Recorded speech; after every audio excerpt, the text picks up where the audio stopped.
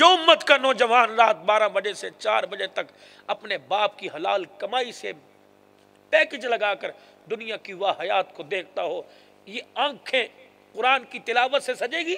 सवाल ही।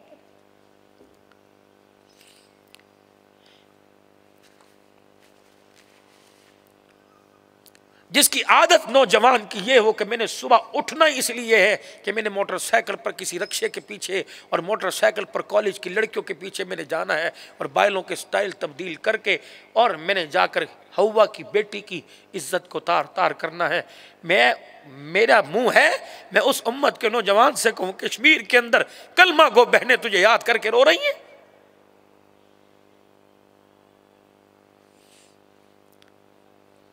जिसकी यूट्यूब और मोबाइल की फेसबुक की पहचानी मोहल्ले की अल्लाह अकबर गैरतमंद बेटी हो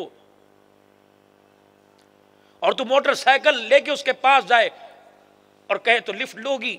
याद रख मेरे पुत्र, याद रख मेरे बच्चे, तजर्बा भी है और अल्लाह का कुरान नबी का फरमान कह रहा है, आज तो किसी की को लिफ्ट दे, कल तेरी को लिफ्ट देंगे। आज तो किसी के कपड़े उतार, मौत नहीं आएगी कल तब जब तेरी के कपड़े ना उतर।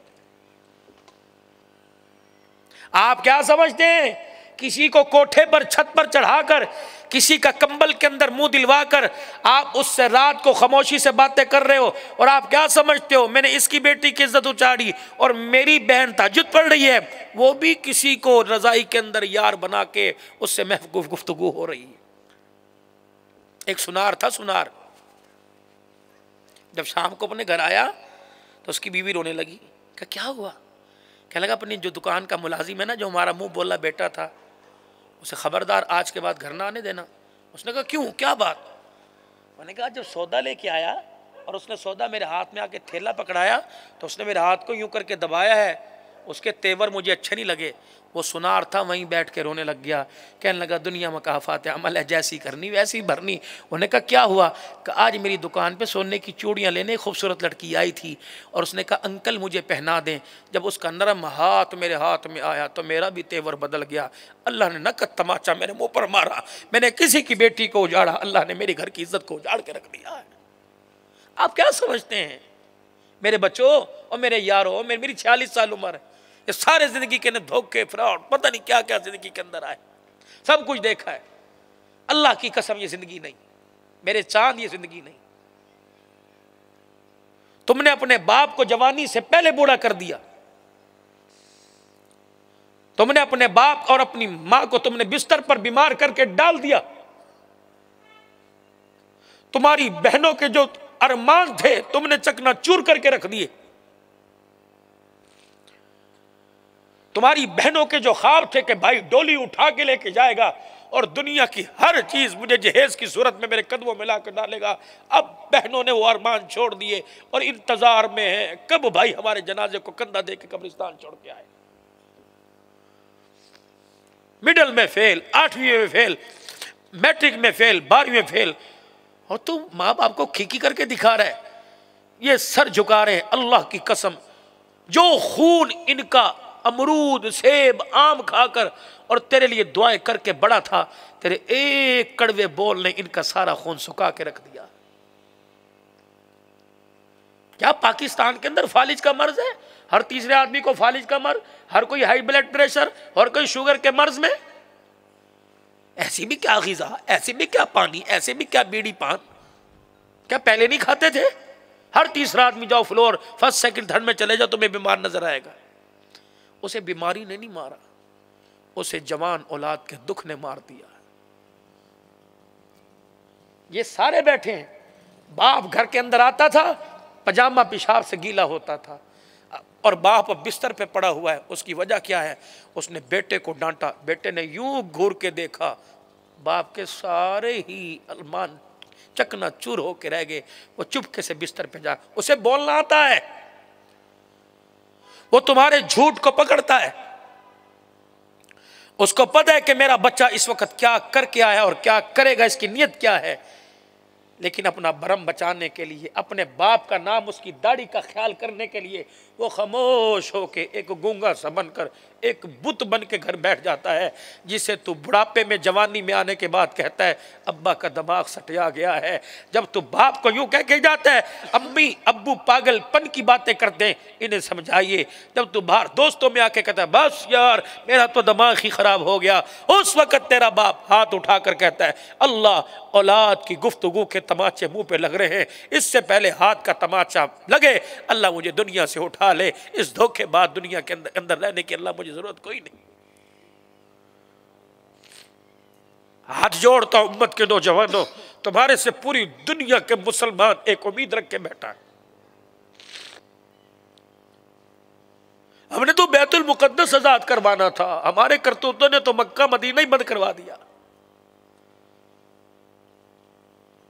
कश्मीर की बेटियां चीख चीख कर अपने शौहर, अपने भाइयों के, अपनी औलाद के लाशें उठा उठा के थक गई।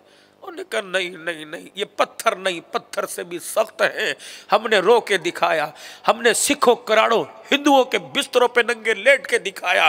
अल्लाह अकबर, हमारे से मुंह काला करने वालों को तो गैरत आई, लेकिन जो हमारा और कश्मीर का रिश्ता क्या, ला इलाहा इल्लल्लाह, वो अपने घर की इज्जत नहीं बचा सके, कश्मीर की बेटी की इज्जत कैसे बचाएंगे भाई?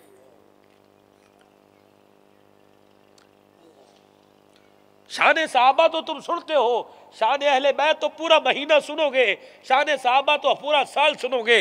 ये सुनो, ये शान कौन सी थी जिस हुसैन की मोहब्बत में रंग बदलेंगे, परचम बदलेंगे, लिबास बदलेंगे। सुनो उम्मत के नौजवानों, उस हुसैन का तलवारों के साए में सजदा 10 मुहर्रमुल हराम का जो रोकर दिखाया था, अल्लाह अकबर, और पैगाम सारी उम्मत को सुनाया था। मेरे चांद मुझे बता कौन सी मार्केट में कितने पैसों में उस हुसैन के सजदे को बेच के आया है?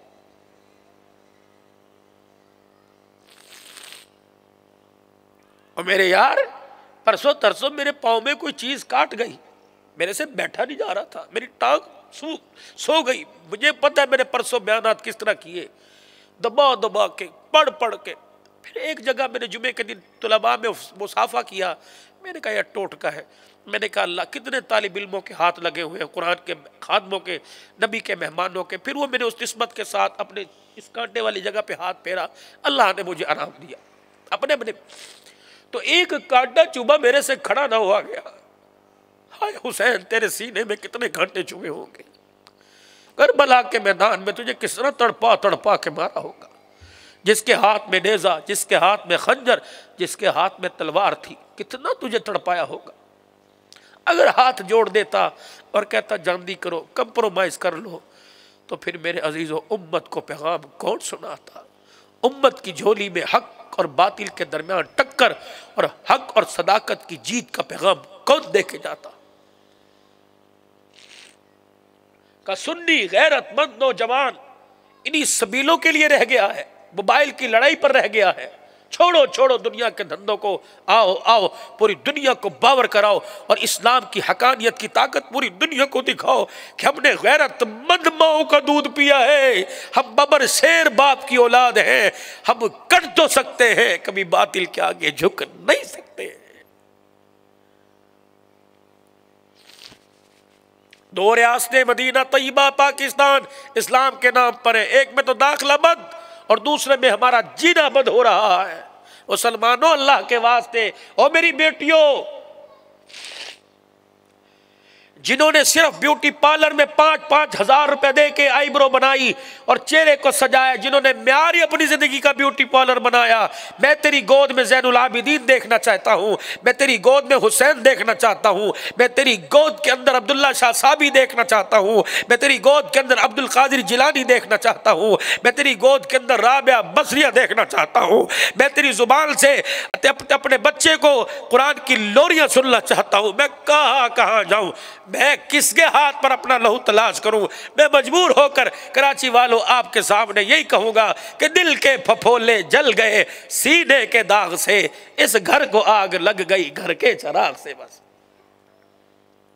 हमारे पास राह क्या है?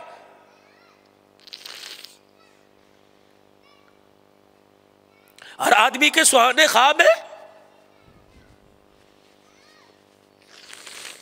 गाड़ी भी दरवाजे पर आए, मकान भी बड़ा बेहतरीन किस्म का हो और पैसा जेब में हो, हर आदमी का ख्वाब है।